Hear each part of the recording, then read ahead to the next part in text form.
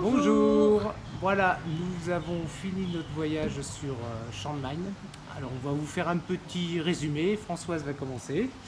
Et puis après on va parler un tout petit peu de la partie financière, c'est mon côté comptable. Allez, Petit c'est parti. résumé sur l'appartement où on est. Nous avons loué ce condo, ça fait un mois qu'on est ici en fait. Et bon, il y a une piscine qui est très sympa le soir pour se rafraîchir après une grande journée de marche ou de promenade. Voilà, j'ai beaucoup aimé la salle de sport aussi pour un peu se remettre en forme, pour pas oublier voilà, tout ce qu'on a appris pendant toute l'année. Voilà, après qu'est-ce que j'ai aimé? Chiang Mai. Alors c'est une grande ville facile à vivre, il y a beaucoup de restos, voilà. Il y a beaucoup de boutiques aussi, je pense à toutes mes copines, elles seraient ravies de faire les boutiques ici. Voilà, il y a des temples, j'ai beaucoup aimé la cité des ombrelles aussi. Voilà, avec l'artisanat, des gens qui fabriquent des choses eux-mêmes, c'est très sympa. Après, on est parti faire une petite excursion à Chiang Rai, alors dans une guest house simple mais confortable. Voilà, 2 jours. On est allé visiter le temple bleu qu'on vous a montré en vidéo, le temple blanc aussi. Ce sont des très beaux temples. On a mangé dans des street food aussi. C'est des carrés. Alors c'est des carrés où il y a plein de tables au milieu et tout, vous avez plein de petites street food qui, voilà, vous choisissez, vous allez où vous voulez, vous mettez au milieu, vous mangez ce que vous voulez. C'est super bien, on adore ça. Voilà pour Chiang Rai, j'ai aimé aussi, très sympa. Ensuite nous sommes partis à Pai en scooter, alors là, bonjour les fesses. Parce que c'est un village dans la montagne, c'est un super joli village avec plein de rizières. Et par contre, il fait un peu frais le matin et le soir. Alors là, il vaut mieux se couvrir. On était un peu parti un peu léger, mais bon, ça a été. Voilà, on s'adapte à tout.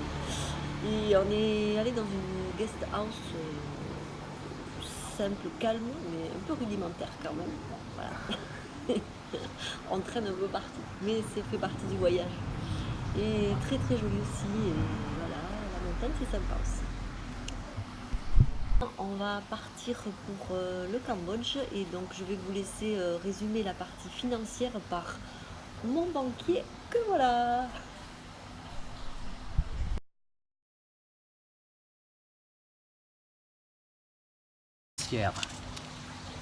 Nous sommes partis 29 jours en Thaïlande.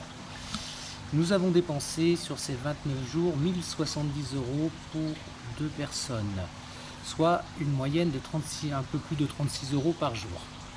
Là-dedans, on n'inclut pas le billet aller-retour entre la France et la Thaïlande et je n'inclus pas non plus l'assurance santé que l'on a pris pour 6 mois. Voilà. Par contre, tous les autres frais sont pris en charge. Les 1070 € se composent comme ceci: 39% pour l'hébergement, soit 408 €. On a pris un Airbnb à Chiang Mai et 4000 hôtels en plus quand on s'est promené à Chiang Rai et à Pai. Le deuxième poste, c'est l'alimentation. Il représente 28% avec 350 €. C'est tous les restaurants que l'on a fait tous les jours, plus les boissons, plus les petits-déj qu'on a été acheter, les préparations pour les petits-déj qu'on s'est acheté dans les petits supermarchés, enfin voilà. Donc 350 €, 28% d'alimentation. Le troisième poste, ce sont les transports. Transport, c'est 20% avec 215 €. Ceci comprend les métros quand on est arrivé à Bangkok, ensuite le train aller-retour pour faire Bangkok-Chiang Mai en couchette, plus les locations de scooters, on a dû louer 9 jours un scooter, plus une ou deux fois le taxi, voilà, ça représente 215 € avec 20%. C'est là qu'on a fait des économies parce qu'on a beaucoup marché, on a très peu pris les transports en commun.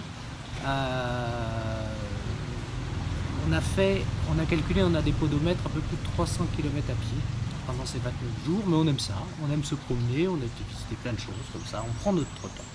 Le dernier poste, c'est une somme de 97 € pour 13% de la totalité. Ça correspond à tout ce qui est nos achats qu'on a pu faire à part, tout ce qui est loisirs, toutes les entrées, tous les temples, voilà. Donc moyenne, très bonne moyenne. On avait prévu un peu plus, donc on est ravis. Et puis comme on part au Cambodge, ben, on va bien voir comment ça se passe là-bas. On va vous laisser tranquille pendant 2-3 jours, parce qu'on va faire du train, de l'avion, le temps de se reposer, enfin de se reposer, le temps de se reposer, me dit Françoise, de tous ces voyages. On vous tiendra au courant un peu plus tard. On vous embrasse, à très bientôt.